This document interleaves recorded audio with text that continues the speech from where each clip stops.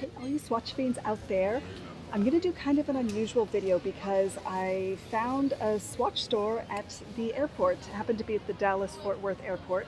It's not actually a Swatch store. It's a store that sells several things.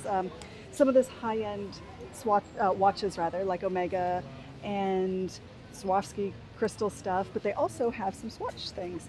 Uh, I'm just going to show, I did a video of this one a couple of years ago, but this was one of the Swatch times U that my brother made for me. I really like this one. All right, but getting to the quick unboxing, the reason I'm doing this is because I'm going to throw away the box, and I really like this packaging. I have some of the other neon collection, so I have some examples of it. It's not a limited one, but it is one that sold out on the Swatch website. So I passed on it a few times, and I don't know why, because I really like it. We'll just get right into it. Packaging, you know, I love. I think it's amazing that they have gone into this cardboard packaging, so you could recycle it, or you could, you don't feel quite as bad tossing it or keeping it. It's just really nice. This one does retail for $140. I am in a place that has taxes, so you have to add that onto it. If you were traveling internationally, then it would be duty-free, which is cool. All right, and the interesting is, since it's kind of like a secondary official Swatch retailer, it's a little bit beat up, and some of the original packaging, like the little sticker, isn't there because it's the sample ones that they have. They just give you the ones that are hanging on the wall. All right, pull that off, open it up. And it's blinded by the neon. It is part of their first neon collection, and I've got a couple from that one. I really like the new collection as well. Like, I really want to get Neon Racer, but I haven't yet. Swatch, you should just give me swatches. But yeah, so got this awesome packaging. Let's pull it out. It does have the official stickering and everything. Has this price tag on it. I am going to keep the what would you call this? This is like the information that says where it was manufactured and if you needed to do any warranty stuff.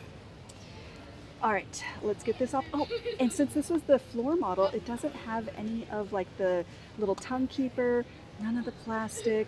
It is upside down. My plane is boarding in 10 minutes.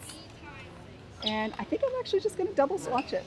So here we have this.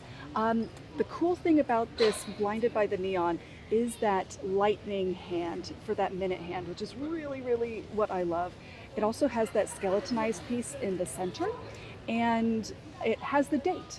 Even though I'm really bad at keeping my dates correct, if you have swatches that keep the date, you'll notice that they have 31 days on each dial. So that means every other month, it's going to get out of date and you'll have to switch it by 1 day. So mine are all off by a couple of days.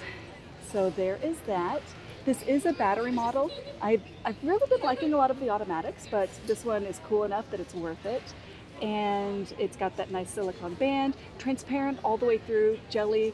Oh, one thing I didn't notice is the face is this disc, and so it ends up having this translucent portion and then that neon yellow and then another translucent portion for the back case. Yeah, overall, I think this is going to be a watch they get a lot of wear out of. The sales guy, he said that he does have this one that he got through the Swatch company. I have to get little scissors out for this. And he thought it was a little bit hard to match. He had to wear like neon orange shirts. He felt like it could clash sometimes, and it is a little unusual. I thought when I first saw this online that the band was going to be black. So black with like bright neon gives me that like really 80s look that I quite enjoy. But it's dark green. So you can see that the keeper and the tongue and everything here, the clasp is black. And then you've got this neon kind of army green, neon yellowish, fluorescent green, hot pink, and then the kind of army green again. I wear a lot of black and neon, so I think it'll work perfectly. Let's see, I might just double swatch it up onto the flight here. Yeah. Oh yeah. Yeah, buddy. Swatch-tastic. All right. Actually, I think the date is correct on this. Yeah. All right, so just a quick one.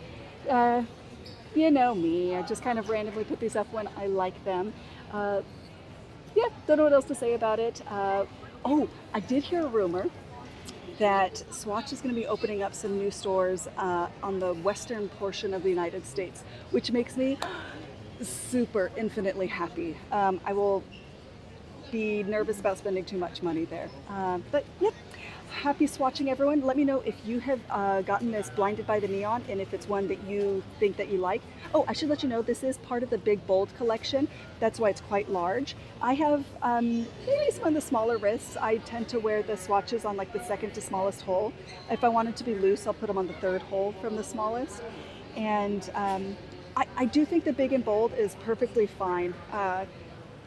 For someone who's smaller stature or larger. And just for comparison, this is the Big Bold, and this is the New Jet. All right. Well, happy swatching. You can do the likes, you can do the subscribe, you can do the comments, all that kind of stuff. I don't know. Maybe it'll help me. Maybe this could become an actual thing for me.